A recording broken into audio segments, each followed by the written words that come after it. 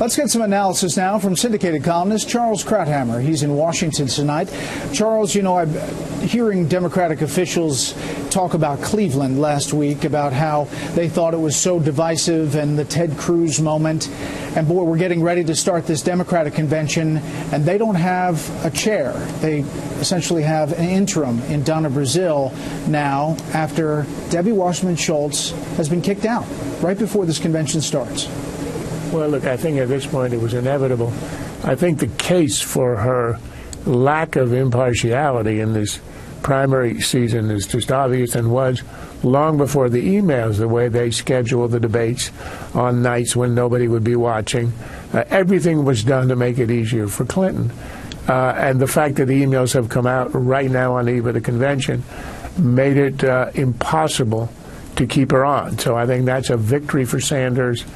But I don't think it does anything other than distract from what could have been a kind of pre-programmed sort of regular propaganda fest of the 4 days of any convention. This introduces a distraction that doesn't help.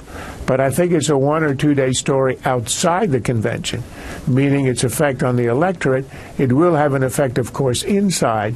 But the Bernie Sanders people right now seem to me to be about where the Cruz people were on day one of the Cleveland convention. They're making noise, but they're not going to change anything on the ground. They are not going to change the vice presidential nominee.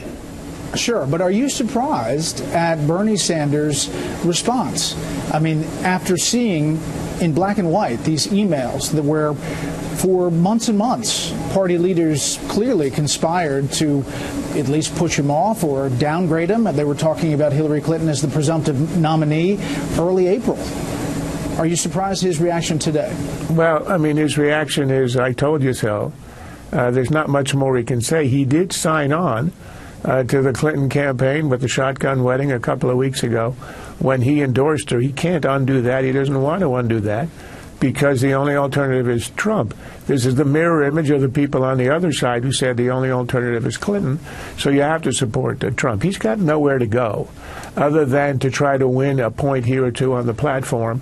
And now he has a scalp that he can show that he got the person he thought was his nemesis. In fact, remember, he had threatened to run a primary opponent against her. So this takes care of that personal issue.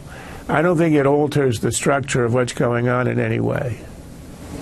In an anti-establishment year, however, it kind of does go that way in one sense. I do want to play this soundbite from the Clinton campaign and their concern about how this all developed and, interestingly, what they focused on.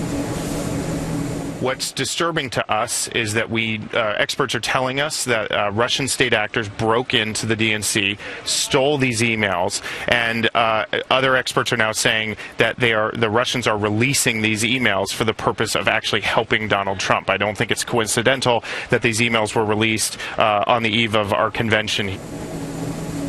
So, Charles, not the substance of the emails, not the fact that, yes, there was this conspiring, but the fact that Russia is trying to help Trump. Well, that's troubling on two levels. I don't know if it's true, but it's plausible. And if it is true, it means, number one, Putin feels sort of unrestrained in meddling, this is directly in American political elections, which I think is unprecedented. You intervene in elections in Burundi, perhaps, but not the United States of America. Fairly blatantly, this is an obvious attempt to weaken the Democrats and to help Putin and to help Trump. That was a Freudian slip that I will regret.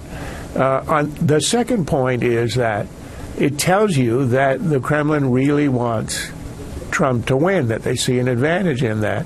And that's because the prime objective of the foreign policy of Putin has been to destroy NATO. And that statement that we heard last week from Trump and then repeated by Newt Gingrich, that, well, Estonia is a place far away, and unless it's paid its dues, we may not want to support it. We may not want to defend it in case of an invasion or a Russian attack. That is a serious thing, and Putin sees, he may have a partner in the White House if Trump wins. All right, Charles, as always, thank you.